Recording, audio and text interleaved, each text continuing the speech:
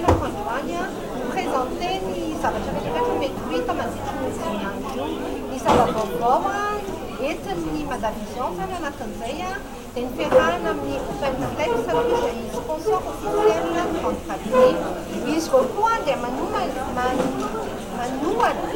ny mpianatra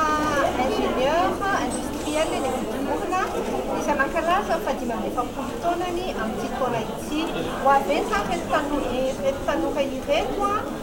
anazavo sy hanao promotion ny filière ingénieur industriel mandritra ny grande fratrie de Madagascar ary indrindra amin'ny azomaro ho avy izao. Ao koa ny animation izay erahana amin'ny goavana angamba sy tena pahiany izany eto Madagasikara dia ny orinasa Star izay mitondra ny marika Fresh mandritra grande fratrie ity. Fresh moa dia boisson panaché tsy misy alcool ary misy podium lehibe misy artiste malaza ianime an'izany ho an'ny tanora ary eto akaikiketo koa izay mbola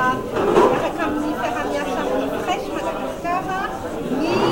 Jasmine izay anao fanentanana ho an'ny ankizy mandritry ny grande fratrie.